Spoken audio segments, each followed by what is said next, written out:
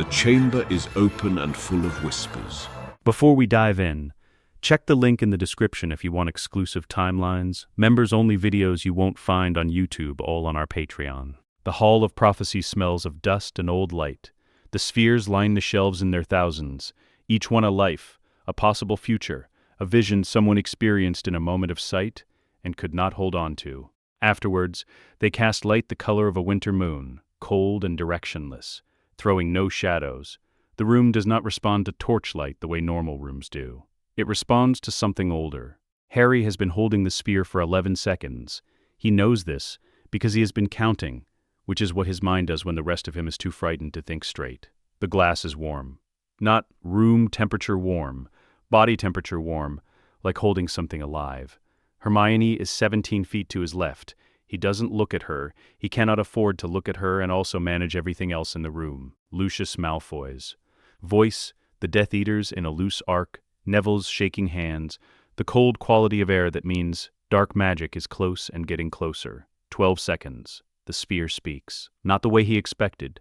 Not words recorded and played back. What the Hall of Prophecy actually does, in the moment its recorded vision reaches the person it concerns, is older and stranger than sound. The words come with images.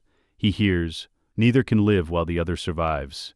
He sees a forest, dark, a path through it that has only one end, himself walking it, alone, and beside the path, not walking it, not present in any way that matters, the absence of her. The absence of her. The specific negative space where she would be, if she were alive to be there. The vision continues past the point he expected it to stop. It shows him the aftermath. A war won, a world made safe, people standing in sunlight no longer afraid. And in all of it, in every future the sphere contains, there is a space shaped like Hermione Granger, who calculated, fought and bled and held everything together with both hands for 5 years, but empty. The war took her somewhere along the way, and the world went on without her, and this was considered, by everyone who told the story afterward, an acceptable cost. 13 seconds. Harry lets go of the sphere. His right hand finds his wand. His left reaches toward Hermione across 17 feet of cold air. The sphere rolls. The fight begins. It lasts less than 4 minutes and costs more than any of them can immediately calculate. The Death Eaters move with the coordination of people who have been doing this for years. They separate the 6 students, cut lines of sight, use the shelves. The spheres fall. Each one that breaks releases a voice, a snatch of someone's possible future, and the hall fills with whispered lives until the sound is almost physical. Harry fights through it with the clarity of someone who has, in the last 14 seconds, made an irreversible decision about what matters. He is orienting around her, keeping her in his peripheral vision, compensating when she falls behind. When Dolahov's curse comes, it comes from the left, from the gap between 2 shelves, from a direction none of them had been watching. The spell is purple. It is fast. It makes no sound. It catches Hermione across the chest. She goes down hard, not a stagger, not a stumble, but the immediate total collapse of a body that has been interrupted mid-function.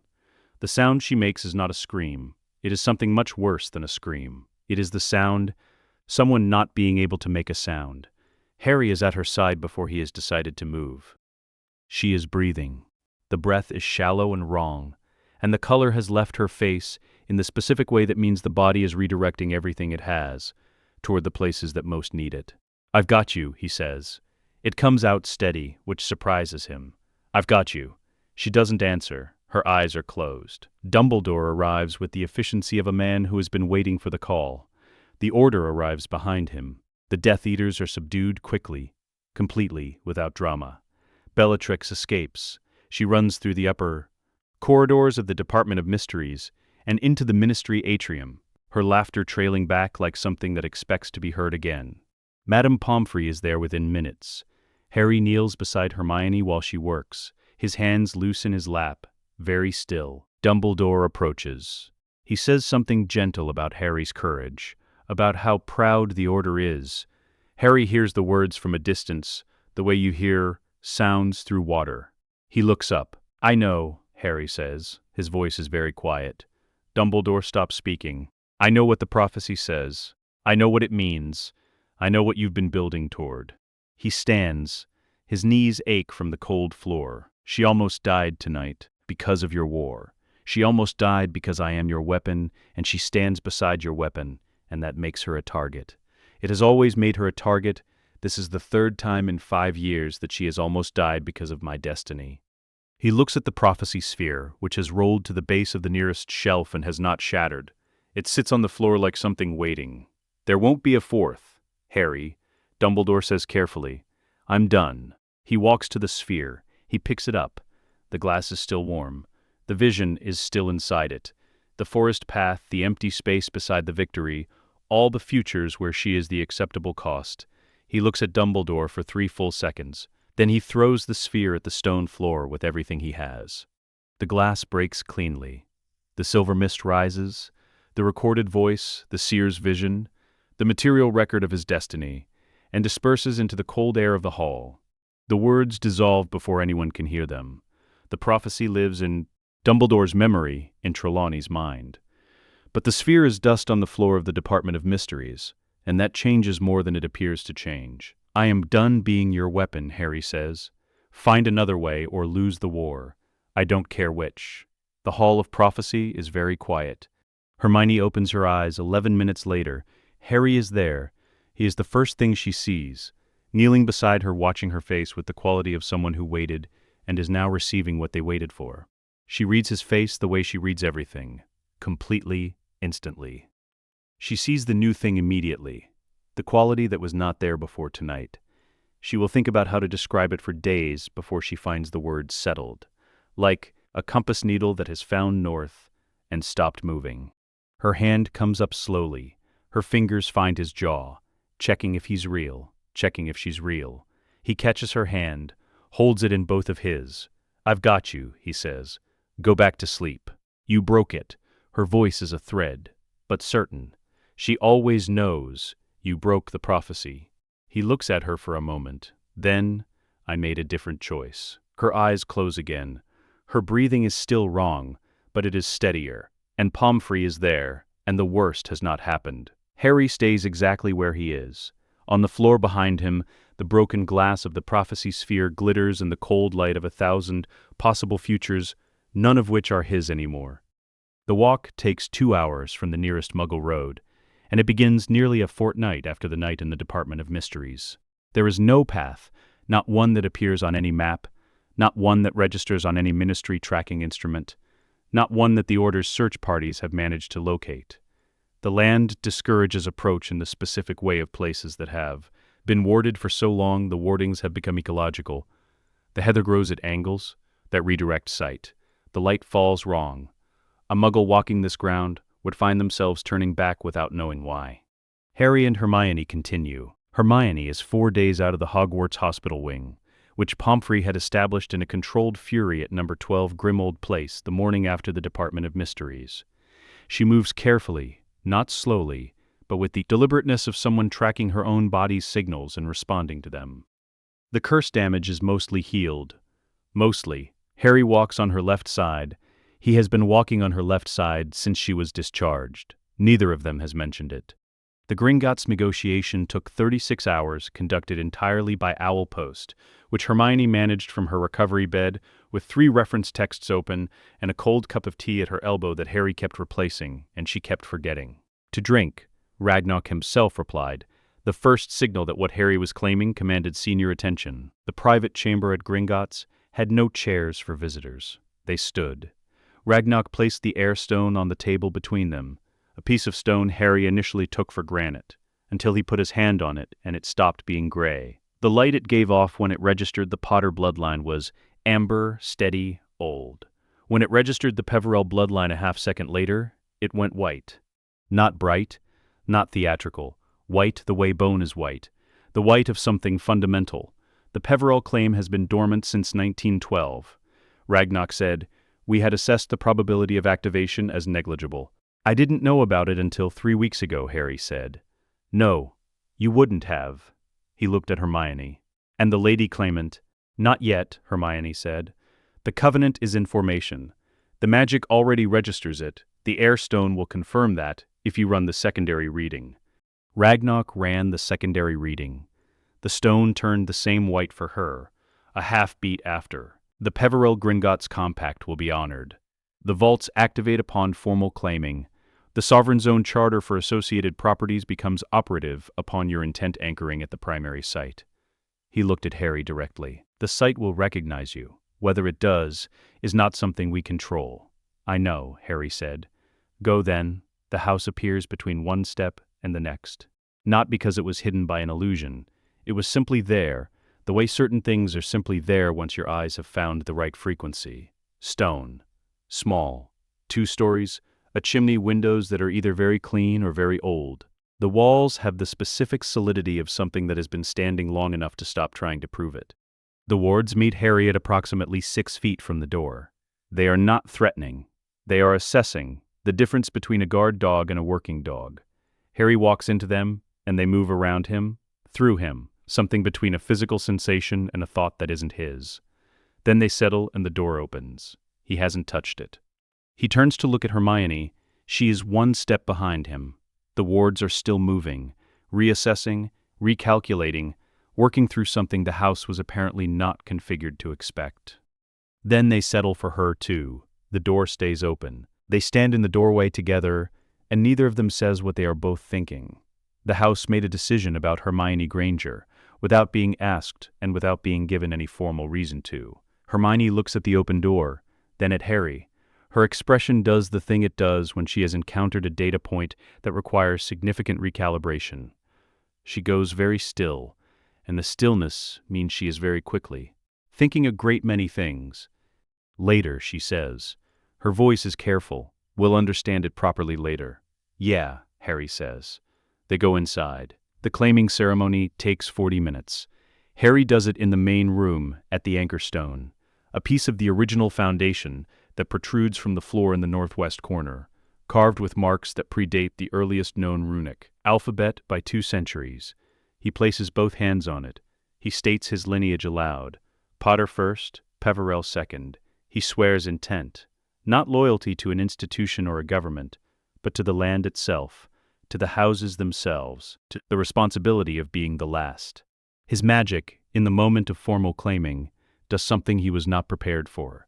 It contracts, precisely, deliberately, the way a fist closes.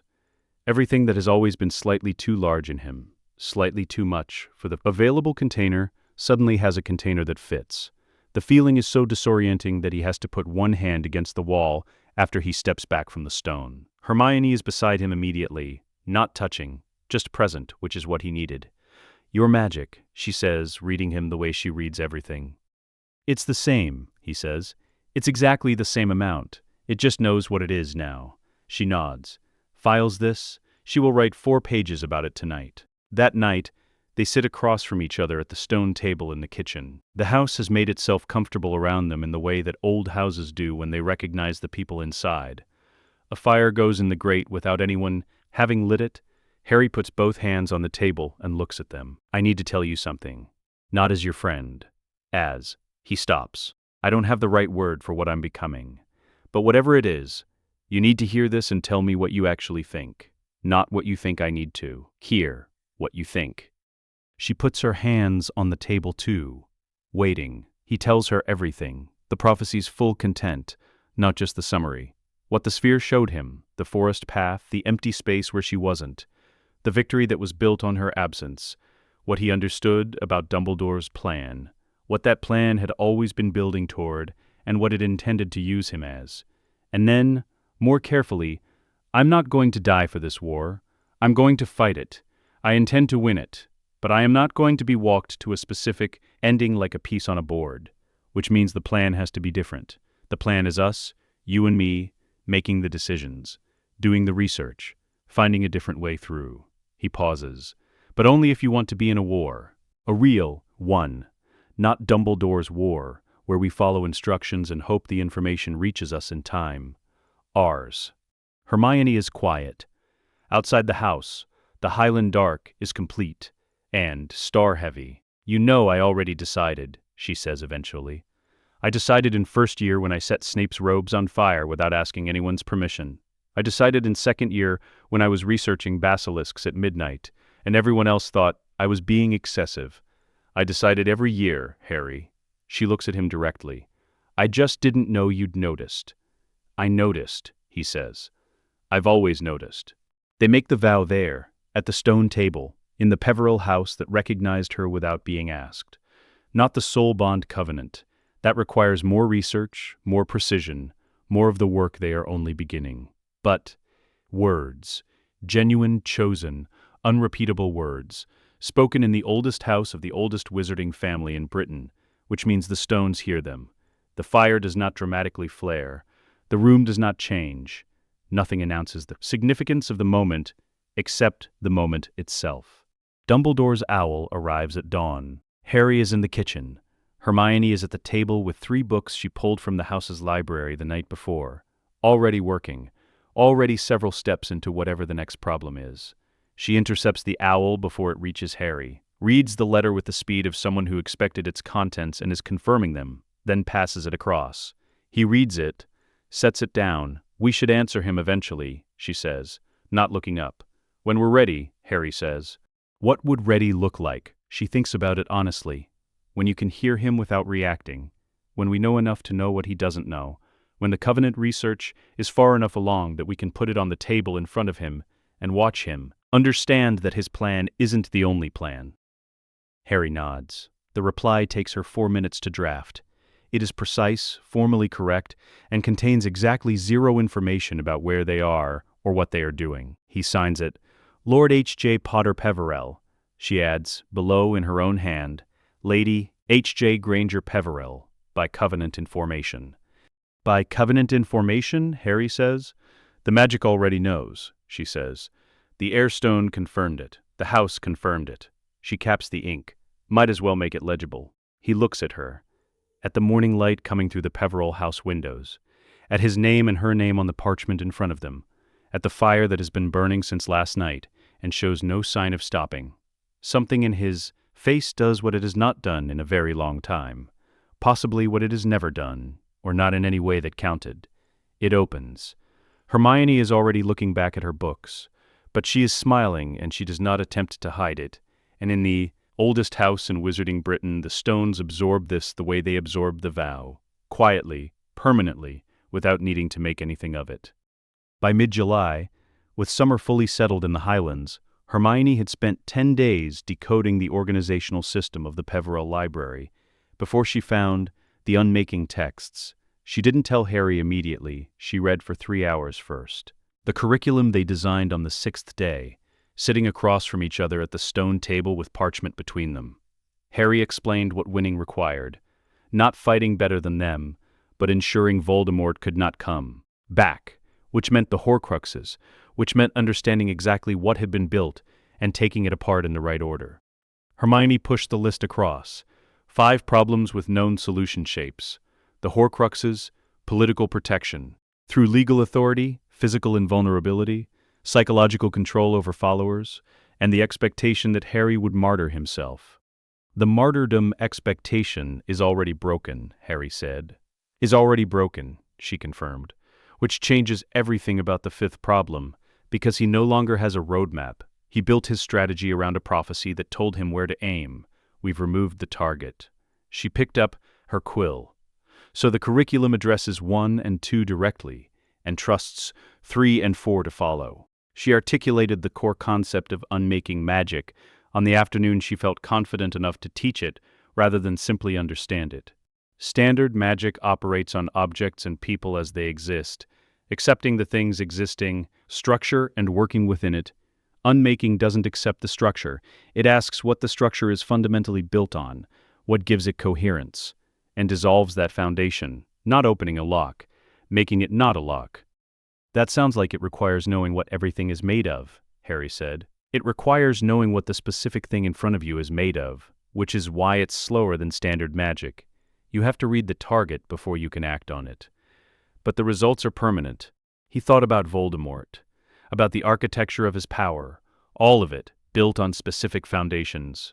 All of it, in theory, unmakeable. "How long to learn it?" he asked. "To perform it at basic level? 6 weeks. To perform it reliably under pressure?" She paused. "That's what the rest of the summer is for." Hermione found the word for Harry's post claiming magic in the second week of their library work. Domain. Old English, from even older Norse, approximately translating as the space that knows its keeper. The concept appeared in several texts in the context of what a lord's magic does when it is properly anchored, not expanded, not amplified, but oriented, given direction. Your magic has always been large, she explained one afternoon while he practiced unmaking on a fence post she had found in the garden. What the claiming has done is give it a relationship to space. You're starting to know where things are in a room the way you know where your own hands are. He stopped. I thought I was imagining that. You're not. She opened the notebook she had been keeping since their first day in the library. Dense, cross-referenced, already 80 pages in. It's called domain magic in the closest modern translation. Ancient lords used it to govern protected territories. In a space where you've anchored intent, your magic doesn't just act on objects. It acts on the space itself. You can redirect things, know where people are, draw on the ambient magical energy of the place. Harry looked at the fence post, at the garden, at the house. Hogwarts, he said. She met his eyes.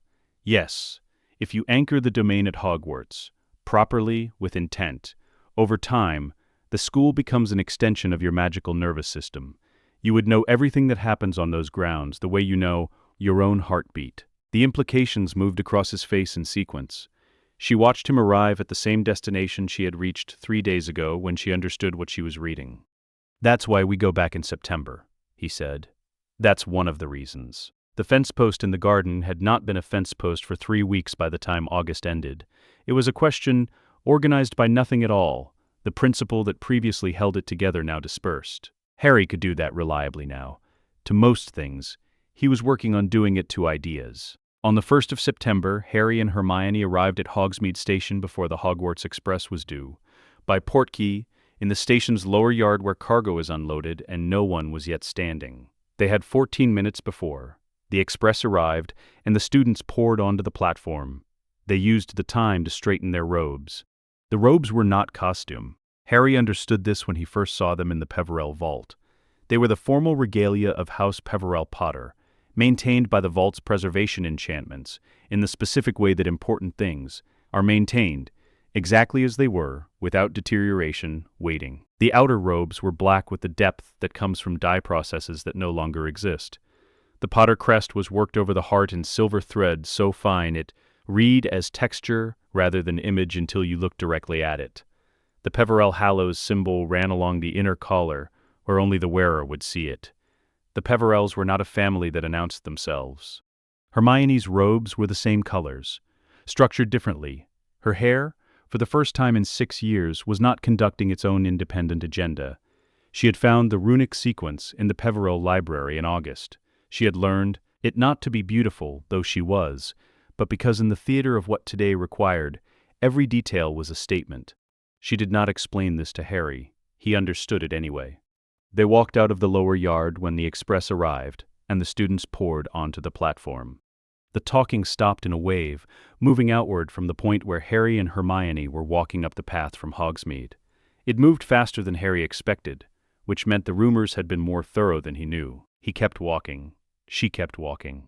Draco Malfoy saw them first, or saw them in the way that mattered, with full comprehension rather than mere recognition. He went white, not pale. White, the specific color of a person whose foundational beliefs have just encountered structural damage.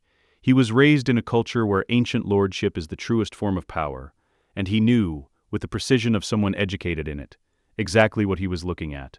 Lord Potter Peverell, holding 2 legitimate, ancient claims, walking through the gates of Hogwarts with a lady beside him.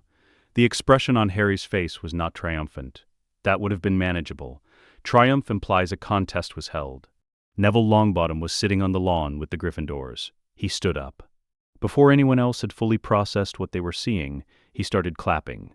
Just Neville, on the lawn, clapping. He would be asked about it later by approximately 15 people, and his answer would be the same each time. He finally looks like himself. After a moment, Ron Weasley, standing 12 feet to Neville's left, his face doing several things in sequence, clapped too. A little later, but genuinely, Ginny Weasley stood beside Ron and did not clap. She was perceptive in the specific way of someone who has watched a person carefully for years and has learned to read the details everyone else ignores. What she saw was Harry and Hermione walking with their shoulders 4 inches apart, not touching, not looking at each other, moving with a coordination that does not require either touching or looking. The coordination of people who have been making decisions together in a space where the decisions mattered, for long enough that the coordination has become foundational rather than practiced. She had been honest with herself about Harry since 5th year. She was honest with herself now. She grieved it, privately in the time it took them to walk from the gate to the castle entrance. Then she put it away. She was Ginny Weasley. She did not carry things that did not belong to her. McGonagall said to Flitwick, without taking her eyes off the approaching pair, "I believe we may need to reorganize the seating arrangements. For the feast, for the year." Dumbledore received them in his office before the feast. He had arranged 2 chairs in front of his desk, which Harry noted and declined. He and Hermione remained standing. The portraits on the walls were awake and watching. "You look well," Dumbledore said. "We are well, Headmaster," Harry said. "We appreciate the continued hospitality of Hogwarts." "Harry, Lord Potter Peverell is the appropriate address in formal context, Headmaster. Not cold, not aggressive, simply correct. Hermione and I are happy to be addressed by first name by our professors in classroom settings." The silence that followed was long enough that 2 of the portraits exchanged a look. Dumbledore studied Harry, then Hermione. He was looking for the seam, the place where this could be managed, the angle that would return the conversation to its previous configuration. He did not find one. "Of course," he said, "Lord Potter Peverell." The name sat in his mouth with the specific weight of something he did not expect to be saying. "Shall we discuss? Tonight, we're students coming back to school, Headmaster," Harry said. "We'll have the other conversation when it's time for it." Dumbledore looked at him for a moment longer. Then, very slightly, he nodded. At the feast, Harry and Hermione took their regular seats at the Gryffindor table, among their housemates, on the bench in exactly the places they had sat for 5 years. They passed food, answered questions, laughed at something Seamus said about his summer. They were students. They remained Gryffindors. They wanted this understood. The difference was what they were when someone tried to treat them as less. Slughorn materialized at Harry's elbow during dessert, with the particular approach of a man who has already mentally filed someone in the category of people whose proximity benefits him and is now moving to formalize the arrangement. "My dear boy, I do hope you'll consider joining our little—" "Professor Slughorn," Harry turned to look at him with patient attention. "I'd be glad to attend, on the condition that Lady Granger Peverell receives an equivalent invitation. We tend not to attend things separately." Slughorn looked at Hermione. His expression was visible in its movement. Hermione Granger sliding from one mental category into another in real time, the recategorization happening against his will and then completing. His particular genius for social advantage was telling him something important, and he was, to his credit, listening to it. "Of course," he said. "Both of you naturally I wouldn't have it any—" "Wonderful," Harry said. He smiled. It was completely a smile. It was also the coldest temperature at which a smile has ever occurred in the Hogwarts Great Hall, and Horace Slughorn, who has survived every political climate in British wizarding history for 60 years by accurately reading rooms, felt it clearly. He retreated. Hermione was looking at her pudding. "You've been practicing that," she said. "A little," Harry said. "It was very good." "Thank you." The fire in the Great Hall did what fire does, and the enchanted ceiling did what it always does, and the feast continued around them in its ordinary Hogwarts way. But something had changed in the quality of the room, something to do with where power is located and who knows it and what they intend to do with it. Before most of the castle had woken on a morning in the first week back, Harry lay still in his bed, feeling Hogwarts. This was new. It had been developing since the night they arrived, a quality of awareness the Peverell texts called domain. Not like hearing, not like sight. The way you know your own hand is there without looking at it, a certainty below. The level of sense, he knew without moving, that there were 7 people in the astronomy tower, 2 of whom should not be there at that hour. He knew that the suit of armor at the 3rd-floor junction had rotated 40 degrees from its standard position because something disturbed it in the night. He knew the precise boundary where the ward line ran under the lake. He had anchored intent at the castle's foundation stone on their second night back. Quietly, at 2 in the morning, alone in the corridor, his hand against the wall and his magic making the introduction. The castle accepted it the way old things accept recognition. Without drama, with a thoroughness that is almost physical. He got up. Hermione was not in the library. She was at the table in the prefect's common room, with the map she had drawn of all 7 entry points, her security review notes, and the specific expression of someone who has been awake for 2 hours and has already completed a significant amount of thinking. The northeast passage under the greenhouses was used twice during our 5th year, she said when Harry sat down across from her. I found the trace in the ward records. They do keep records. They're just not reviewed. Ever. Someone should have been reviewing them. Yes, she turned the map so he could see it. I want to present this to the full staff, not just Dumbledore. The full security structure, teachers, prefects, Dumbledore, in a room where everyone hears the same information at the same time. A pause. Also, Dobby told me this morning that the kitchens have an access point that bypasses the wards entirely because it was built before the current ward structure and was never integrated. Dobby told you.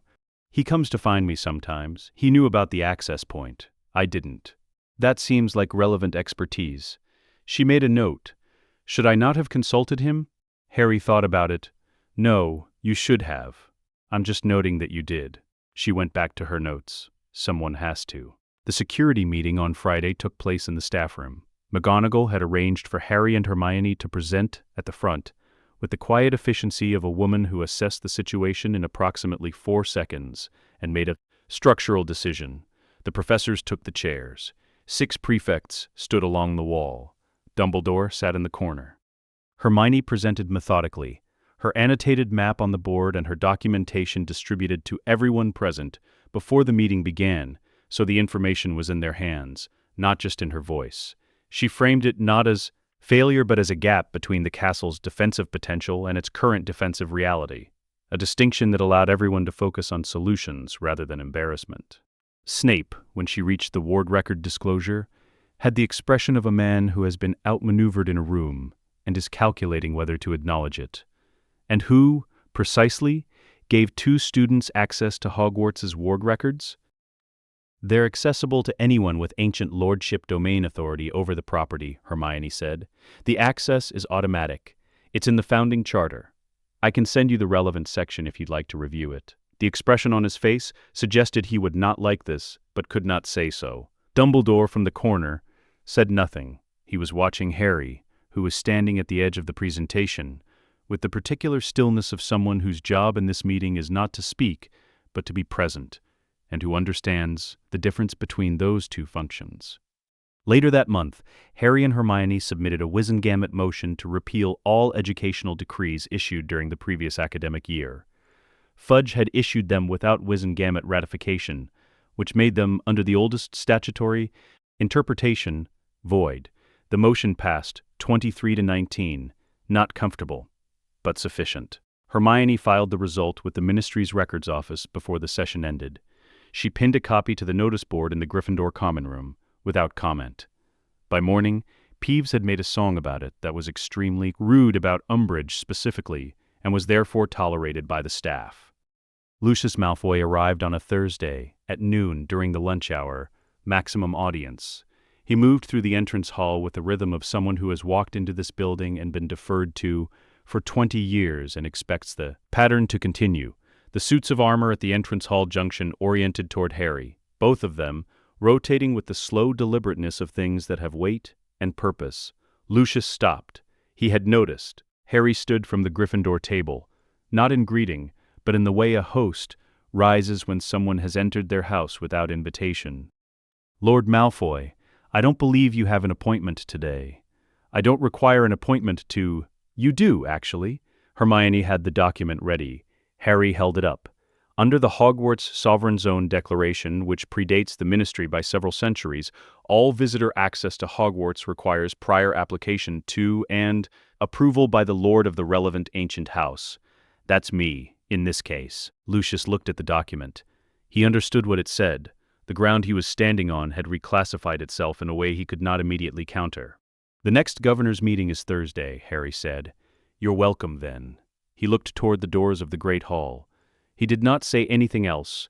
The two suits of armor at the doors rotated. They faced inward. They faced Lucius. The entire student body watched. Lucius Malfoy walked out of the great hall with a step that was measured, controlled, and precisely as voluntary as it needed to appear. The doors closed. The suits of armor returned to their standard positions. The great hall exhaled. That night, late in the Gryffindor common room, the fire down to low orange. Lucius Malfoy's face, Hermione said, not looking up from her arithmancy text. I know, Harry said. When the suits of armor turned.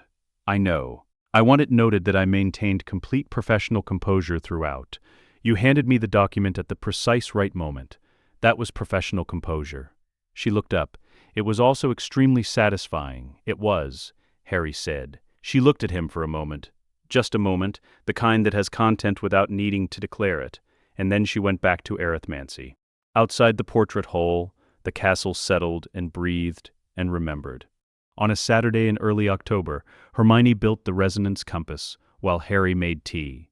This was not a coincidence of timing. She had been thinking through the construction for 11 days. The modified sneakoscope housing, the runic adjustments, the specific frequency calibration that would distinguish a Horcrux's soul-torn resonance from ordinary dark magic residue, and had determined that the actual assembly would take approximately 4 hours and required a clear surface, good light, and no interruptions. Saturday morning at the Peveril house, which they used on weekends by Portkey, provided all three. Harry made tea because he had learned that Hermione worked better when something warm was nearby, and because the tea gave him something to do with his hands during the parts of her work that required watching rather than participating. 4 hours and 12 minutes. She set the completed instrument on the table and pushed it toward him. It looked like a sneakoscope that had been taken apart and reassembled by someone with a specific destination in mind. The glass casing had runes etched into it at the base, her handwriting miniaturized precise. Inside, instead of the standard spinning top, a disc of silver with a marking she had cut herself. Hold it, she said. He picked it up. It sat in his palm, still. Now think about the diary, the one from second year. What it felt like to hold it. He thought about it, the cold quality, the way the pages absorbed ink, the specific wrongness. The compass vibrated. A single pulse, then stopped. That's the frequency, Hermione said. It's mapped to that signature now. In proximity to another Horcrux, it will vibrate continuously, with increasing frequency as distance decreases. She picked up her notebook. The question is, whether the signature is consistent across objects, or whether each Horcrux has individual variation. Is it? I believe so. The fragment in each object came from the same soul. The base frequency should be the same. She made a note. We'll confirm it when we find the first one. They knew the map. The diary, destroyed in Harry's second year, in a chamber of secrets, with a basilisk fang. Done. The ring, destroyed by Dumbledore, who had found it and paid for the discovery, with his hand, cursed in the process, dying of it gradually since. Information Harry and Hermione had, and were not yet ready to address publicly. The locket, this is where they started. Mundungus Fletcher was not difficult to find. Sirius knew where he drank and who he owed money to, and the combination of those two facts produced a location within 48 hours. Harry and Hermione found him in a pub in Nocturne Alley.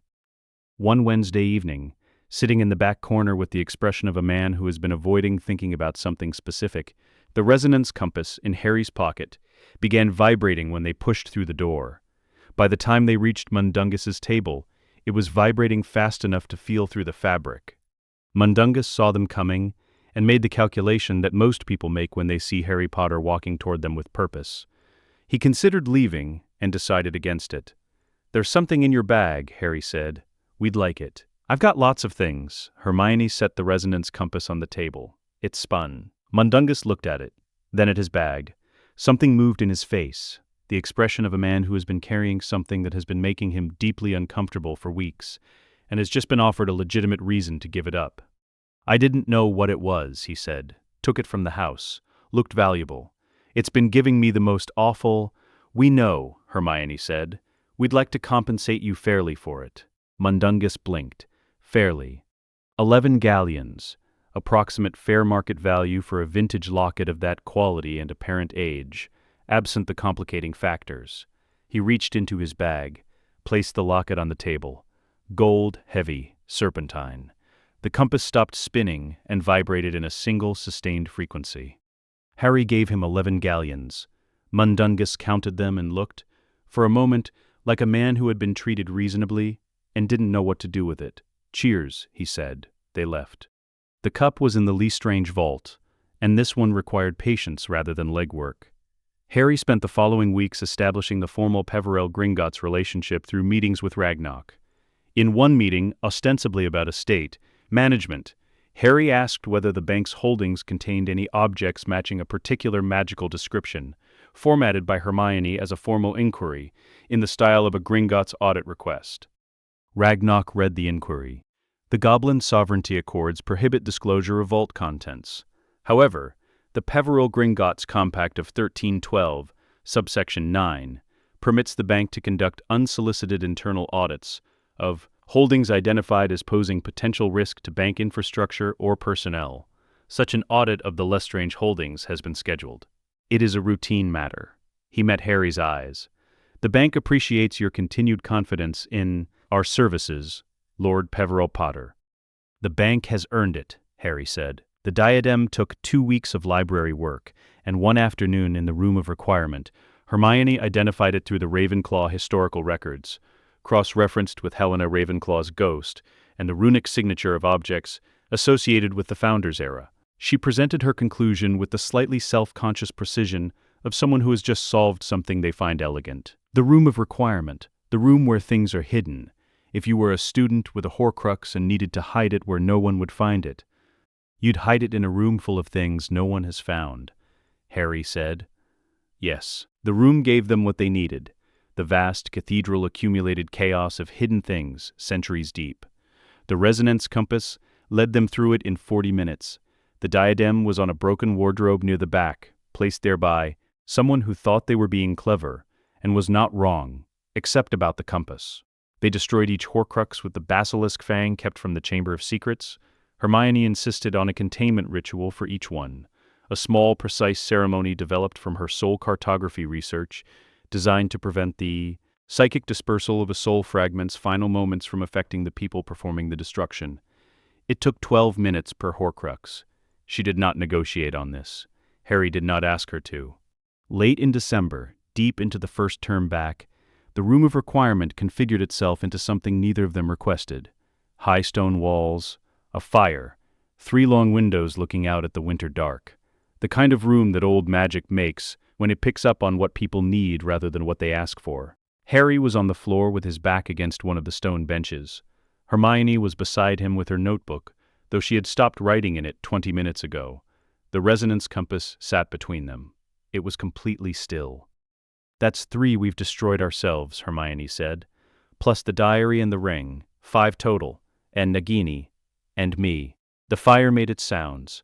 Outside the windows, the grounds were dark and snow-edged, the lake a flat black mirror. "Not for much longer," she said, quietly, without performance.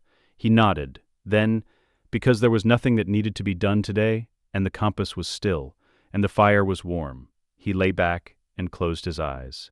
"What do you want for Christmas?" he asked. She thought, a completed NEWT prep schedule for arithmancy with module breakdowns by week. "That's what you want." "I've been meaning to make one and I haven't had time." A pause. "Also, maybe the thing that happened last Tuesday where you fell asleep on my shoulder in the library, to happen again. If that's, it doesn't have to be a gift specifically. It could just happen." Harry closed his eye again. The fire. The still compass. The room that knew what they needed before they asked. "I think," Harry said, "that can definitely be arranged." The kitchen at number 12 was the warmest room in the house. Sirius had been working on it since his exoneration was finalized in October, the result of several months of legal work that Harry's ancient lordship status and the testimony of multiple order members had finally made viable. He had moved back in with the specific energy of someone reclaiming territory from a version of himself he refused to remain. The walls were no longer gray. Sirius was at the table on the first day of the new year when Harry and Hermione arrived by portkey.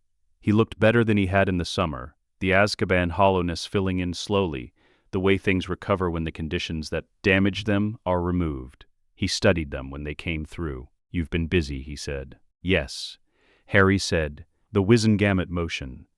"The governor's meeting. Lucius, various people have told me about Lucius, and each version has been better than the last." He paused. "Also the Horcruxes, which you haven't told me about directly, but which I've inferred from the specific quality of calm you both have. People who are waiting don't look like that." "5," Hermione said. "5 of the 7 are gone." "Which 7? "We know the full number. We know what they are. Nagini remains. She's not accessible until the end." She sat down. "And Harry, we'll brief you completely. That's part of why we're here." Sirius looked at Harry. Harry sat down across from him and put both hands on the table in the way he had of being physically honest when he was about to say something that mattered. "We need a war general," he said, simply, not as flattery, as an assessment of a requirement and the person who meets it. Not a strategist. Hermione is the strategist. We need someone who has been inside dark wizard culture since he was 11 years old and spent 12 years in a cell thinking about how it works. Who knows how Voldemort's people think, what they want, where they're afraid. He paused. "I also need someone who loved my father. Someone who—" He stopped. The words, available for what he meant, were either too large or too small. Sirius stood up. He crossed the kitchen and did something he had never done in all the previous years of their association. He held Harry the way a father would. Not the approximation of it. The full version. Both arms. Complete. Harry was 16 and extremely capable and in command of himself in essentially all contexts. He held on. After a moment, Sirius said into the top of Harry's head, "When do I start?" "Now," Hermione said. She had her notebook open. "We have a briefing prepared." Sirius laughed. A real one, the kind that had been slowly returning. He released Harry, returned to his seat, picked up his coffee. "Of course you do," he said. The briefing took 2 hours. Hermione presented from the foundation up, each element load-bearing before the next was placed. The Horcrux map, the legal architecture, the domain magic, the Covenant research timeline, the 5 problems, and the current state of each solution. "The order," Sirius said when she finished. "What do you want from them?" "Real intelligence," Harry said. "Not Dumbledore's version, where information gets filtered through his assessment of what we need to know. Actual intelligence. Where Voldemort's people are, what they're doing, what they're afraid of. Dumbledore will resist the structure change." "He'll resist it less," Hermione said, "if it comes from you. He respects you in a way that's different from how he respects us. We represent a plan that failed. You represent a loyalty he trusted and still does." Sirius nodded slowly. "And the Black Network." "Yes," Harry said. The Black family had maintained, for generations, a web of informants throughout dark wizarding circles. Not because they were uniformly dark themselves, but because they were powerful enough to be trusted by many parties simultaneously, which is its own kind of intelligence asset. Sirius knew this network the way he knew the layout of Grimmauld Place. Most of it is still there, dormant. The people who maintained relationships with the Black family are still maintaining them with whoever has the house, which is technically me. "Formally, now," Harry said. "Me." He turned his mug in his hands. "They'll respond to the name. Whether they'll share real information depends on what I'm offering." "Safety," Hermione said. She passed him a document she had already drafted.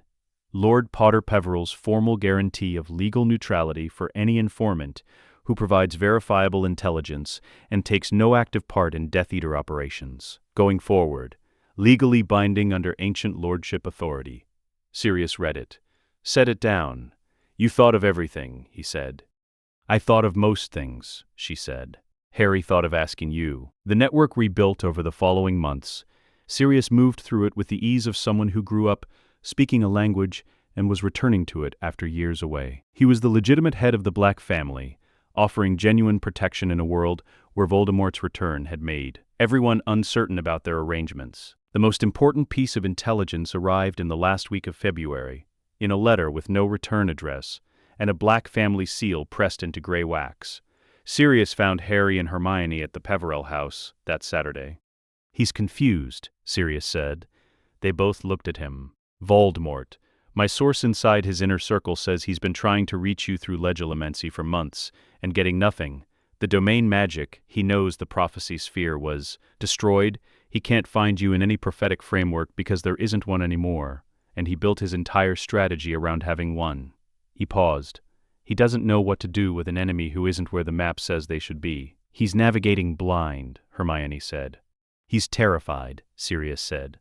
Not with satisfaction, with the specific gravity of someone who has spent 12 years understanding fear, which makes him dangerous in a different way. Predictable fear follows logic. Unpredictable fear does what fear does when it can't find a target. Yes, Harry said. The three of them sat with this. On the evening the rest of the castle celebrated Valentine's Day. Hermione was studying when Harry came in from Quidditch practice, with cold air still on his jacket, and sat beside her. The Leeds interception, he said. Sirius sent word, no casualties. Good. She made a note without looking up.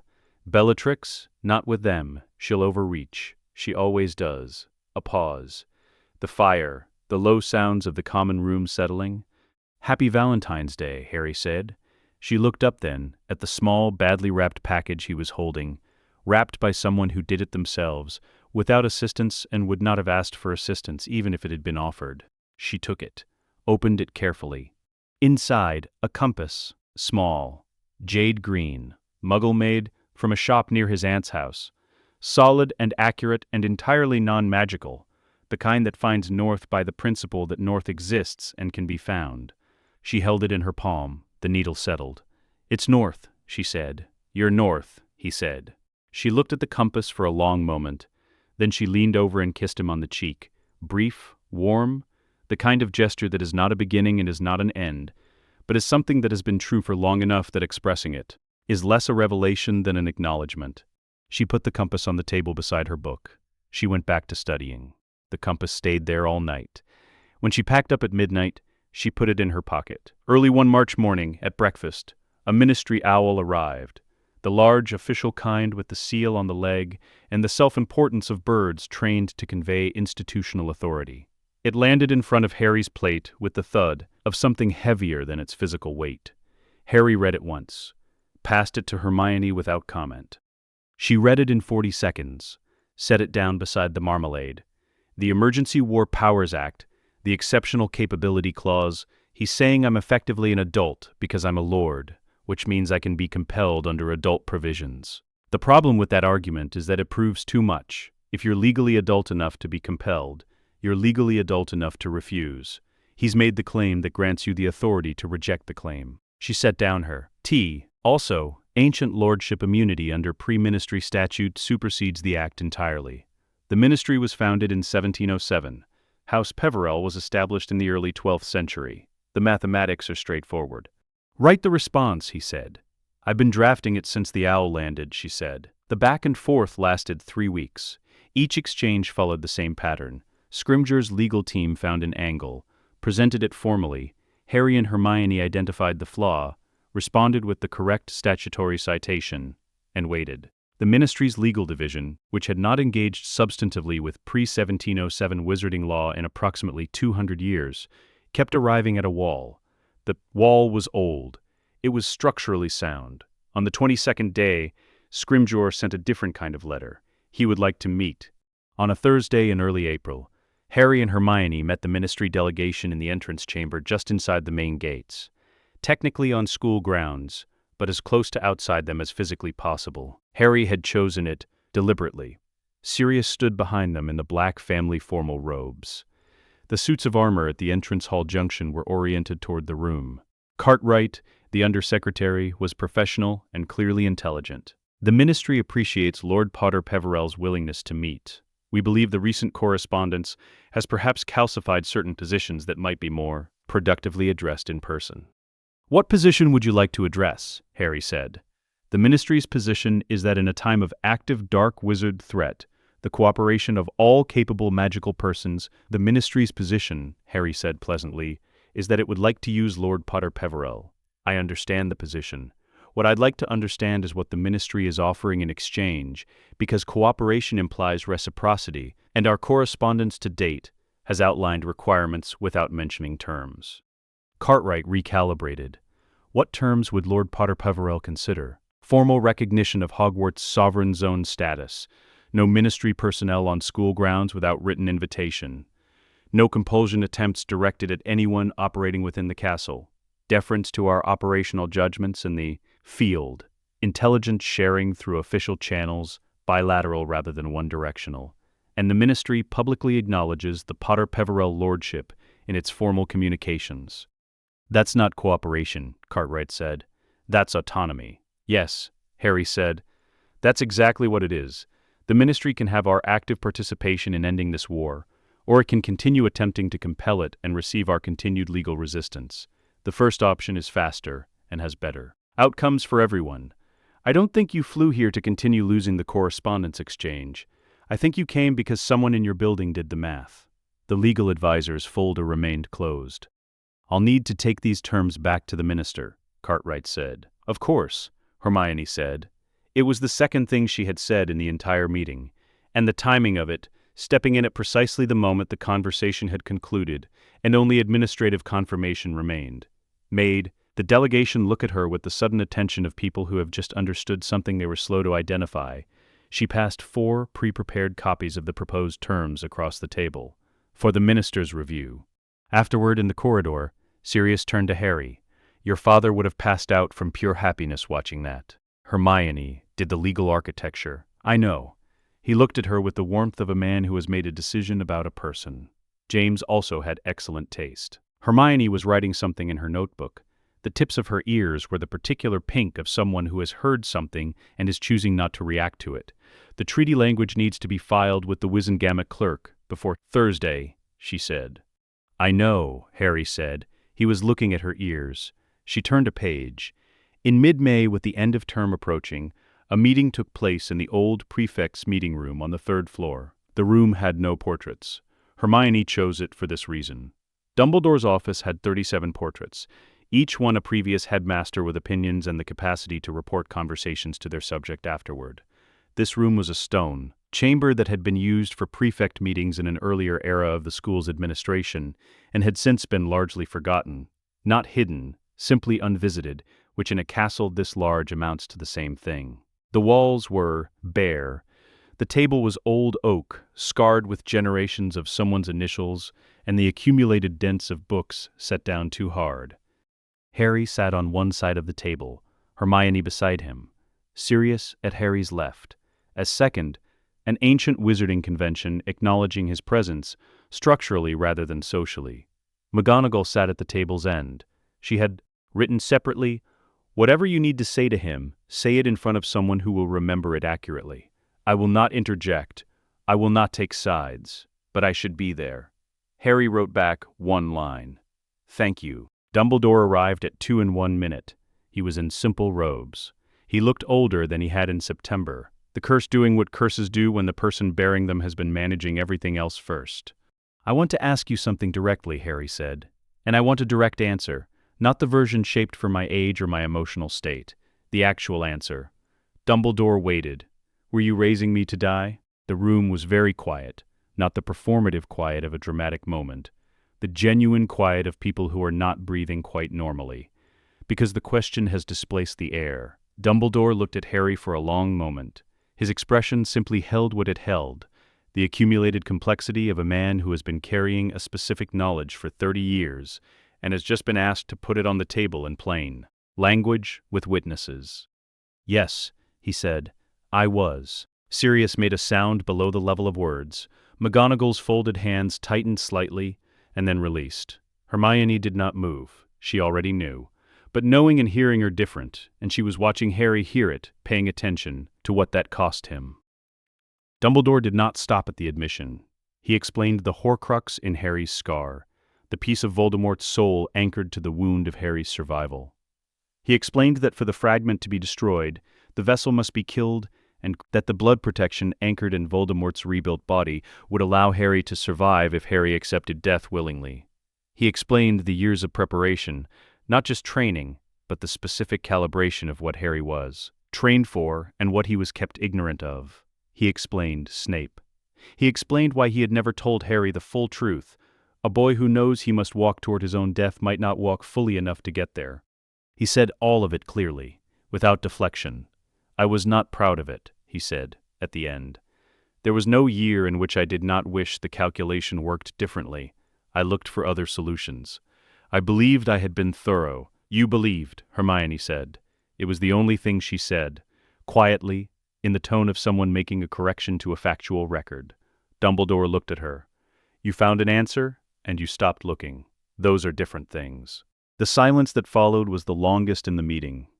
Yes, Dumbledore said. I believe that is fair. Harry opened the folder in front of him. He presented it not as a rebuke, but as information. The soul geometry framework. The soul cartography scans mapping the Horcrux fragment in Harry's scar with increasing precision.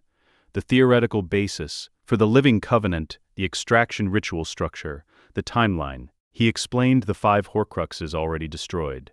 What Voldemort's strategic situation now looked like, navigating without prophetic guidance, losing his soul anchors one by one, without knowing it. Dumbledore listened in the way he genuinely listened, not performing it while waiting to respond, but receiving information and allowing it to reconfigure what he knew. The reconfiguration happened somewhere in the soul cartography section, when Dumbledore understood that the Horcrux in Harry's scar was separately mapped, distinct from Harry's soul, in principle extractable. Something in his expression became less certain. The certainty he had carried for 30 years, which was not arrogance, but genuine conclusion, began to question itself. If this is accurate, he began. It's accurate, Hermione said. Why are you showing me this? Dumbledore asked. You don't need my approval.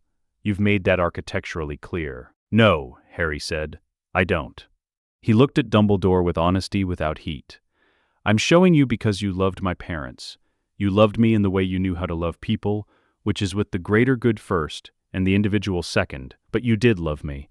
And because I'm not going to let this war end with you never knowing there was a different way through it, even if you couldn't see it. A pause. You deserve to know you were wrong, not as a punishment, as information. McGonagall's eyes were very bright. She would not call this crying, and it technically wasn't. I failed you, Dumbledore said. A statement of fact, not a plea for absolution. You did, Harry said. I forgive you. That's not the same as saying what you did was right. It wasn't. A pause. But I forgive you. The silence after this was different from the silences before it. The thing that needed to be said had been said in plain language with witnesses, which is the only way certain things become real rather than private. Dumbledore looked at the folder for a long moment. Then he looked up. What do you need from me? He asked. Harry made the choice he always made, which was the human one. Tell me about my parents, he said. Not their roles in the war, not what they died for. My parents, James and Lily, who they actually were. Dumbledore blinked. Something in him, some load-bearing structure of guardedness and long years of treating love as a tactical asset, released. Your father once transfigured the Slytherin common room password into a limerick about Salazar Slytherin's personal grooming habits. Your mother threatened to hex him if he did it again. She then spent the remainder of the evening trying very hard not to laugh. From the end of the table, McGonagall made a sound. She would, subsequently, deny that it was a laugh. Tell me more, Harry said. The afternoon light came through the single window and moved across the scarred oak table. The meeting ran 3 hours. Most of it was not about the war at all. 3 days after the confession meeting, Dumbledore found Harry alone in a corridor near the astronomy tower and asked if they could speak privately. They walked to a small room off the corridor that Harry had come to know through the domain magic, a room with no official name that the castle's long history suggested had been used for exactly this kind of conversation before. Dumbledore produced the Elder Wand from his robes and set it on the small table. Between them, I have been thinking, he said, about what happens after the war is over, not the war itself. After, he looked at the wand. This belonged to me by conquest, which is how it has always passed. But conquest is not the only possible means of transfer. He met Harry's eyes. I am dying. The curse is progressing, and I have made my peace with it. What I have not made my peace with is leaving this wand to chance, buried in my tomb, waiting for someone to take it by force, as it has always been taken throughout history. Harry looked at the wand. He did not reach for it. I am choosing to give it to you, Dumbledore said, not to manage events from behind, and not because the situation demands it, Because you are the person I trust with it. Because the plan you have built is better than mine, and I want it to succeed. And because I believe you are the only person living who would accept it and not be changed by the having of it in ways that would be dangerous." Harry was quiet for a moment. Then he picked it up. It sat in his hand with the quality of something that had seen more history than it was comfortable containing, and was now in contact with someone whose history was still mostly ahead of him. The wand's warmth was old and deep. Harry felt it, recognized something in him that he couldn't immediately name. Not power, exactly. More like intent. "I don't intend to keep it afterward," Harry said. "I know," Dumbledore said. "That is one of the reasons I'm giving it to you now." They sat in the small room for a moment longer. Then Harry nodded once, put the wand carefully away, and they walked back into the corridor in the direction of their respective lives, which were, for the first time, in either of their memories, moving in the same direction. On the longest day of the year, with summer reaching its fullest point in the Highland sky, Hermione built the ritual space in the Peverell house's main room. She worked through it with the specific quality of attention she gave to things that have no margin for error, not faster than usual, but more economical. No movement wasted. The rune sequences inscribed on the floor in chalk first, then traced over in her own blood, mixed with runic binding agent she had prepared the week before, because chalk is for practice, and this was not practice. The crystal sphere on its stand at the precise center, the basilisk fang in its lead sealed, case beside it, the candles placed for the specific quality of light the ritual required, warm, directional, and steady. 314 pages of soul geometry research stood in a stack against the north wall. She did not need to consult them during the ritual. She had had the entire sequence memorized since early spring. The notebooks were there, because it felt wrong to leave them elsewhere, because this room should contain everything the work had been. Harry watched her from the doorway for a while. She knew he was there. There was nothing he could do in this part, and they had both made peace with that. At 4 in the afternoon, she sat back on her heels and looked at what she had built in the Peverell house's main room. "It's ready," she said. "Are you?" he asked. She considered the question honestly. "Yes. I've been ready since spring. I was waiting for you." "I know," she said. "I was still waiting." They ate dinner first, because Hermione insisted, and she was right to insist. They talked about the NEWT practical examination still ahead, and about a book Hermione was reading that had nothing to do with any of this, which was why she was reading it. Ordinary things, deliberately ordinary. The night before, on the hillside above the house under a sky full of stars, Harry had asked her to tell him what she was actually afraid of. "If the soul cage fails mid-extraction, the fragment reattaches," she had said. "Deeper than before, because the extraction attempt will have disturbed the anchoring. The connection to Voldemort's mind becomes stronger rather than severed." She watched the stars while she said it. "If the Covenant resonance spikes at the wrong moment, I lose the fragment's precise location and have to restart. And restarting means repeating the most dangerous segment twice." She finally looked at him, "And if you close your shields, everything collapses. The soul cage requires an open field to function. Your occlumency is automatic now. It operates below the level of decision. You'd have to consciously choose to leave, yourself completely unprotected, and maintain that choice under conditions that your instincts will read as threat. For approximately 12 minutes. That's the hardest part. Not for me. For you." He understood what she was saying. The extraction would require him to do the thing his entire life had trained him never to do. Open completely. Make no barrier. Trust that the exposure would not be used against him. "I've been doing that since I was 11, he said. "You're the one I trust. Completely and without qualification. There is no version of this where I don't." She nodded once. Precise, receiving it. At 7, they went back to the main room. Harry lay down in the center of the rune circle. The chalk and blood lines were cool against the backs of his hands, where they rested at his sides. The crystal spear was at his head. Hermione knelt at his right. "Drop the shields," she said. He did. It took a moment, not because he hesitated, but because the shields had become structural, load-bearing elements of his magical architecture, and removing them was not like opening a door. It was like relaxing a grip held for so long the hand has forgotten what unclenched feels like. Then they were down, completely. She activated the covenant. The warmth was immediate and bilateral. not her warmth toward him or his toward her, but the warmth that exists in the resonance between them, which is its own thing, generated by the relationship rather than residing in either party. It became visible, silver light moving between them in a rhythm like breathing, both automatic and chosen simultaneously. She projected the soul cartograph. It appeared in the air above Harry's chest. His soul, rendered in light, complicated the way complex things are complicated, not uniformly bright, but varying, richer in some regions than others, carrying its damages visibly. And there, at the scar point, exactly where every scan had shown it, the cold node, darker than the surrounding field, dense. The Horcrux fragment visible in real time is what it had always been, a separate thing, a parasite, anchored to a wound it did not create but found useful. "I see it," she said.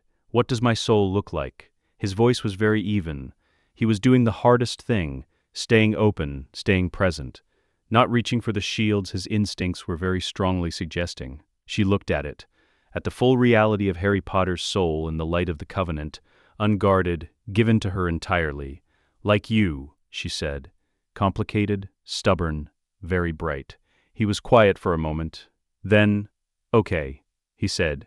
"Do it." The soul cage took 4 minutes to construct. She built it from the inside of her mind outward. The Alge's boundary, the Ankh threshold marker, the runic sequence that defined the cage's interior as distinct from Harry's soul field. She placed the cage around the fragment. The fragment knew. It did not have consciousness the way Harry had consciousness. It was a splinter, partial, a piece of a soul already fragmented before it arrived here. But it had the instinct of something that wants to survive. And the soul cage was opposite of surviving, and it responded with the only thing it had, the accumulated emotional violence of Tom Riddle's worst moments, projected outward, reaching for every wound it had been feeding on for 16 years and pressing on each one. Harry made a sound, not pain, the recoil of encountering something that wants him to be afraid. He did not close his shields.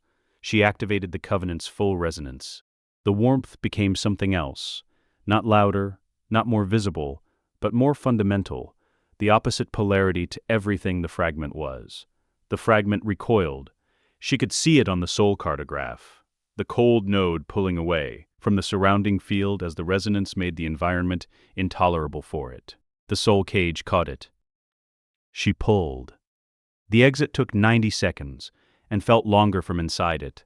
The fragment came through the scar point with the sensation of something being removed that has been embedded for a very long time. Not quite pain, not quite relief. The space between the two. Harry's breath went ragged and then steadied. The scar went white-hot for 3 seconds, then cold, then nothing. The fragment was in the cage.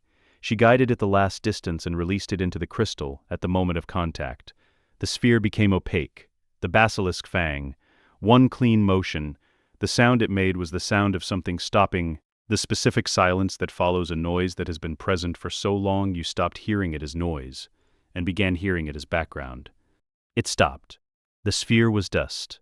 The room was very quiet. Hermione sat beside Harry. Simply sat. He opened his eyes and looked at the ceiling of the Peverell house. The old stone, the beams, the ordinary architecture of a room that had just held something extraordinary. "How do you feel?" she asked. "Like myself," he said. "Just me. For the first time I can actually remember." She ran the cartograph. The scar point was clean. No cold node. No fragment. His soul field extended through the region undisturbed, filling the space the fragment had occupied with its own warmth, as though it had been waiting to. She put the cartograph away. She took his hand. He held it. Neither of them said anything for a while, and the quiet was the good kind, the kind that has everything in it rather than nothing. 3 hours later, in the kitchen, Sirius listened to the full account without interrupting. When Harry finished, Sirius went to the cabinet and returned with a bottle of fire whiskey and 3 glasses. He poured his own full, and 2 half glasses, placed in front of Harry and Hermione with the precision of someone making a concession to responsible guardianship while refusing to make it total. He lifted his glass. "To Hermione Granger Peverell," he said, "who performed ancient soul magic at 17 and did what Albus Dumbledore spent 30 years believing was impossible. In 9 months. While maintaining an outstanding average in every subject, Hermione looked at her half-glass, picked it up. I also received the highest mock score in arithmancy that Professor Vector has given in 11 years. I thought that should be noted. Noted, Sirius said. She drank. On the night of Harry's 17th birthday, he knew the moment Voldemort's foot crossed the outer ward boundary. He was in the astronomy tower when it happened. Not waiting, not watching, simply there because the tower had the best view of the grounds and the domain magic read most clearly from high ground. He had been feeling the castle for 11 months. He knew every breath it took. When the outer ward registered a presence that the wards themselves recoiled from, not flagging it as unauthorized, the way they would any ordinary trespass, but recoiling the magical equivalent of a living thing encountering something that should not exist.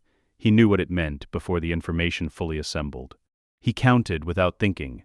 31 presences crossing the boundary. 30 of them were afraid, the fear of people committed to something and afraid of failing it. One of them was navigating by anger, because all the other instruments were gone. Harry closed his eyes, opened them. The castle was very still around him in the way that old things go still when they are paying attention. He went to find the others. The order was positioned before Voldemort's forces reached the castle gates. Sirius had run 3 dry rehearsals across June. The order members knew their positions, their roles, their fallback protocols. They were not improvising. 11 months of intelligence work had produced a picture of Voldemort's tactical patterns precise enough that the defensive positioning anticipated, rather than responded. The Death Eaters encountered resistance at the tree line, then at the outer courtyard. The domain magic made Hogwarts actively inhospitable to them in ways that had no single visible cause. Footing that was slightly wrong, sightlines. That didn't resolve into the distances they should. The disorientation of moving through space that does not want you there, not stopping them, costing them. Neville was at the east entrance with Gryffindor's sword. He had received it in September, when Sirius, recognizing what the final battle would require and who needed to be where in it, had arranged through Dumbledore and the Sorting Hat for the sword to come to Neville. He had been practicing with it since that autumn morning, in the room of requirement before breakfast, with Sirius supervising and occasionally McGonagall watching from the doorway with an expression she declined to explain. He was not a swordsman in any classical sense. He was a 17-year-old boy who had been given one specific task and had spent months preparing to do it. Nagini would come through the east entrance. The intelligence was precise. Voldemort kept the snake close in transit and released her toward the target once the field was established. The east entrance was the most direct approach from the tree line to the castle's interior. Neville waited. Voldemort moved through the outer courtyard as though the castle's resistance was beneath his notice, which was both performance and genuine belief. 50 years of being the most feared magical entity in Britain had produced a conviction that sufficient will overrides the resistance of lesser things. This conviction had served him accurately for 5 decades. The courtyard was empty when he reached it. No student body, no staff, no Harry Potter standing at the gate with the arrangement of sacrifice and acceptance that the prophetic framework had always required. The torches were lit. The castle rose above him, unchanged, unmoved, entirely itself. He felt the domain magic now, not as a threat, not recognizing what it was, but categorizing it as a sophisticated ward system. He began assessing it for weaknesses. "Where is he?" Voldemort said. His voice carried. The Death Eaters behind him stopped. The answer came from everywhere, not from a specific point, from the courtyard itself, from the stones, from the air above and the ground beneath, from the space that Harry Potter had spent 11 months learning to inhabit completely, right here. Harry stepped out from the castle's main entrance. No grandeur, the Peveril Potter robes he had been wearing since September, the elder wand in his hand, because this was the conversation where concealment was beside the point. Voldemort looked at him. 47 years of studying Harry Potter, studying the prophecy, the bloodline, the weapon he believed he was building toward a specific detonation, and what he found in the courtyard was something his model of Harry Potter did not contain. The stillness was wrong. The fear was wrong. There was none, not the absence of fear in someone who is simply not afraid, which is a different thing entirely, and the eyes which Voldemort had always read as useful, too readable, too reactive, the eyes of a boy who could be leveraged, were not useful anymore. They were simply present, looking at him the way you look at something you have studied and understand. Voldemort raised his wand. The killing curse was green and fast and absolute, and it crossed the courtyard in the fraction of a second that absolute things require. It hit the Covenant resonance field and dispersed. Not deflected, dispersed. The curse impacted a distributed field rather than a single target, which was not a condition it was designed for. It had been designed for a single soul. The Covenant was two souls, mutual, bilateral, each one simultaneously anchor and shield for the other. The curse could not find its purchase point. The green light scattered, faded. Voldemort stared at the space where the curse should have landed. The expression on his face was not something he had worn in 50 years of being feared.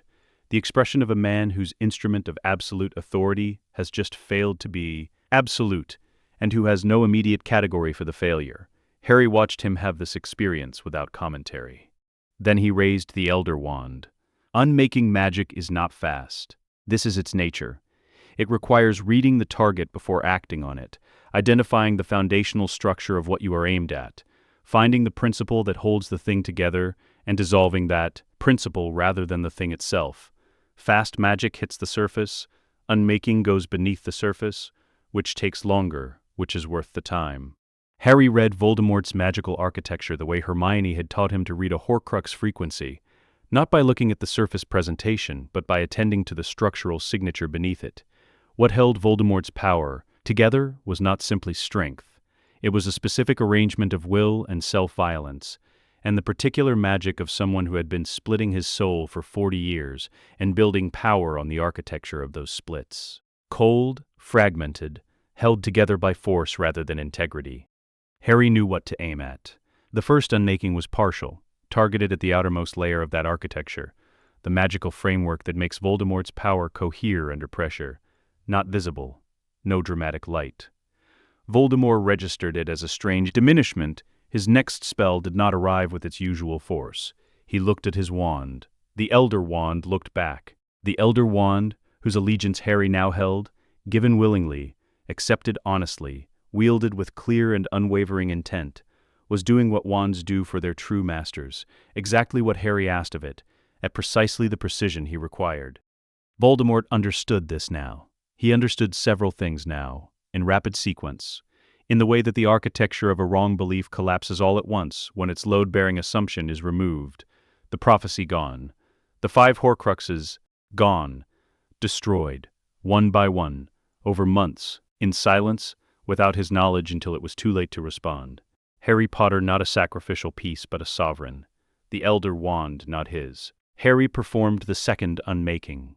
The third. Each one went deeper. Each one addressed a structural layer, the fragmentation magic, the fear compulsion that held his followers, the specific architecture of self-made immortality built on decades of violence. Voldemort's power did not shatter. It diminished, deliberately, layer by layer. His body showed it. The agelessness that dark magic maintained began to release. The true age of a man of 70 arrived in stages, visibly, the face becoming its actual face, the hands becoming their actual hands. He fired 3 more curses. They were weaker than the first.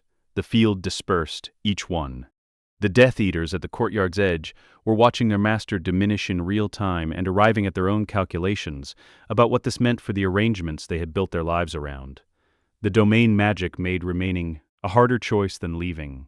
They began to leave, not in rout, but in the quiet individual decisions of people who have done an accounting and found the numbers wrong. "You cannot," Voldemort began. "I know," Harry said. He was not being unkind. He was being accurate. "You built everything on the idea that death was the answer to death. I used love instead. I know that sounds—" He stopped. Actually, it sounds exactly right.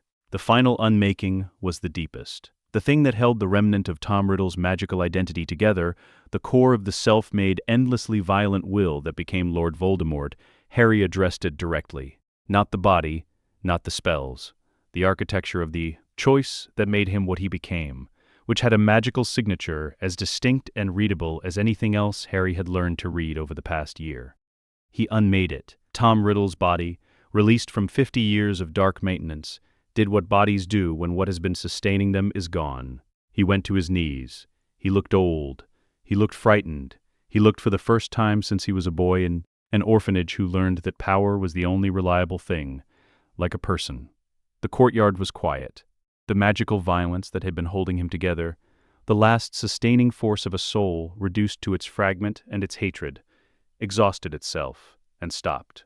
Tom Riddle, 70 years old, his body's genuine age having arrived in a single evening, closed his eyes in the grass of the Hogwarts courtyard.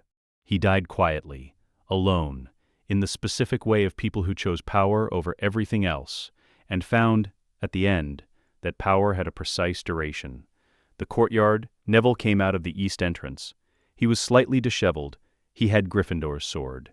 He looked at the thing on the ground, then at Harry, then at Hermione, who had come from the castle's interior, where she had been coordinating the orders, communications throughout. "Is that it?" he said. "That's it," Harry said. Neville nodded slowly. He sat down on the castle steps and put the sword across his knees. "Okay," he said. Then, after a moment, with the quality of someone who has been operating at maximum capacity for several hours and is now doing the accounting, "I could genuinely use a sandwich." Behind Harry, Hermione laughed. Not the controlled, precise version she used in professional contexts. The full one, unguarded, delighted, arriving from somewhere below decision. It filled the courtyard the way the curse light had filled it a few minutes before, which was the most complete possible reversal of the evening's emotional register. Harry turned to look at her. She was luminous, laughing in the summer night, in the courtyard of the castle that recognized her before she had a formal claim to it, in the world they had been building toward for 11 months. He thought, this is what the prophecy sphere showed him wasn't in the victory, the empty space where she should have been. This is what he broke the sphere to make possible, her laughing, here, alive. He put his hand against the castle wall, rested it there, the domain connection, warm and immediate, the stones familiar as his own pulse. "Good castle," he said. "Don't anthropomorphize the building," Hermione said, recovering. "It kind of is a person, though." She considered this, looked at the walls, at the way the torches had settled, the suits of armor at rest, the grounds quiet in the specific way of places where something has just ended. "It really kind of is," she said. By dawn, the great hall smelled of food and exhaustion, and the specific quality of relief that has no single scent but is present in every breath drawn in a room full of people who were not certain, 12 hours ago, that they would be drawing breath at all. The house elves had been cooking since midnight. The tables held more food than the gathered people could eat.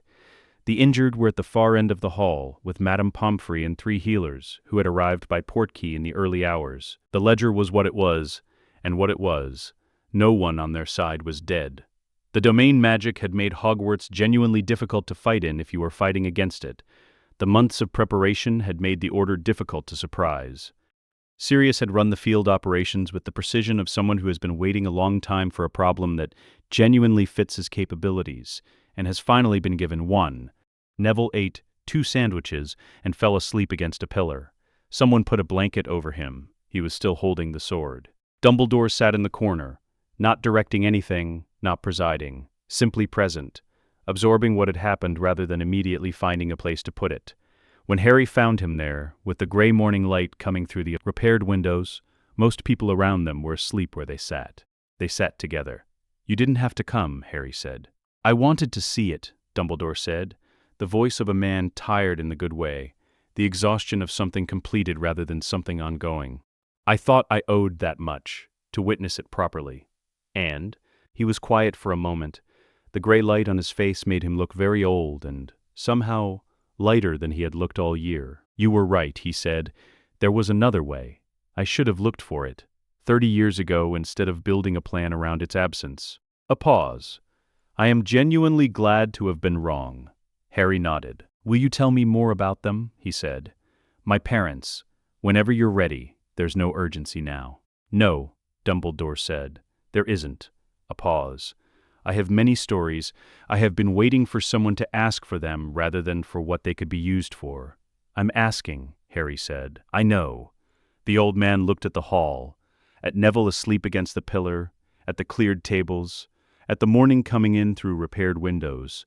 "Your mother once told me that the only thing she found genuinely frightening was a world where people stopped asking questions. She said this when she was 17, and I thought it was undergraduate philosophy. I have thought about it almost every day since. Harry held this. That sounds like her, he said. He had no memory to compare it against. But it sounded right, which was a different thing. Yes, Dumbledore said. It does. The statement went out through the Potter Peverell Estate's official channel that morning. Not through the Ministry, not through the Daily Prophet, through Harry's channel. Hermione had drafted it the night before the battle, which Harry discovered when she produced it from her bag at 6 in the morning and handed it to him, without explanation. He read it, made one edit, signed it. It was 4 paragraphs. It stated that Voldemort was dead, that the war was over, that Hogwarts was secure, that the people who fought should be recognized, and the people who were lost should be remembered. It said the political and institutional decisions about what comes next belong to the appropriate institutions, which should reconvene knowing that the existential threat to their functioning had been removed. It said that Lord Potter Peverell would attend Wizengamot sessions, as his schedule permitted, and would remain available to consult on matters where his specific knowledge was relevant. It did not say, I am your symbol, I am your figurehead, I am the face on the poster. The Ministry, reading it, understood exactly what was not being said, and what that not saying meant. On the astronomy tower, in the early morning light, Harry and Hermione stood together. The castle was below them, the grounds extending to the tree line, the lake silver and still. The battle had left no visible marks. The domain magic had restored everything physical to its pre-battle state as the night progressed. The courtyard was clean. The grass was unbroken. The world below was not the same as it had been yesterday. It was also, from this height, very similar to what it had been. Both of these things were true, simultaneously. Well, Hermione said. Well, Harry said. We did it. You did it. We, she said. The word had the firmness of something that is not up for discussion. It was always we. Every part of it. He turned to look at her. She was in the same robes from yesterday, which she had not had time or reason to change. Her hair was half loose from whatever it was doing. 12 hours ago, there was a small burn on her right hand she had not treated, because it was minor. And there had been more important things, and there probably still were, and she probably knew where her next 17 tasks were mentally cued, and none of that was visible on her face right now. What was visible was the morning, and the castle below them, and the world they had been building toward for 11 months, beginning to be real in the dawn light. Hermione, Harry said. Yes, can I? Yes, she said. Before he finished, he kissed her in the morning light on the astronomy tower, and it was not the first moment anything between them was possible. That moment came and went in first year, in third year, in the Peverell house's kitchen, in 100 smaller moments spread across 11 months. But it was the first moment when nothing else was also in the room. No war, no plan, no next problem requiring immediate attention. Just them. The dawn light came up behind the highlands, and the castle breathed below them, and they were both here and alive, and the world continued in its ordinary way, around something that was not ordinary at all. 19 years later, on the 1st of September, the Peverell house had a garden. It did not have one when Harry and Hermione arrived in the summer of 1996. The land around it was highland grass, maintained to no particular purpose. Over 19 years, without anyone designing it precisely, the garden arrived. Things were planted. Things grew. Things were added by 2 people who have lived in the same house for a long time and have accumulated, in the way of people who stay, a life that is visible in its surroundings. The library had expanded into the room adjoining it. Both rooms were full. The books were organized by a system that was Hermione's design, but that Harry had internalized sufficiently to locate what he needed without asking, which took approximately 7 years, and was one of the things she considered a genuine accomplishment of their marriage. They had 2 children. Lily was 12 years old and sorted Ravenclaw, which surprised no one who had met her. She had Hermione's mind and Harry's instinct, and the specific quality of someone who had been reading any WD-level material since she was 10 because she found the standard curriculum insufficiently stimulating. Professor McGonagall, who had been her head of house for 1 year and had already begun a private correspondence with her about advanced transfiguration theory, considered this entirely natural. James was 9 years old and had Harry's black hair and Hermione's organizational tendencies, and had not yet been sorted, which meant he had 4 more years to develop the anxiety about it that was currently expressed as a detailed spreadsheet.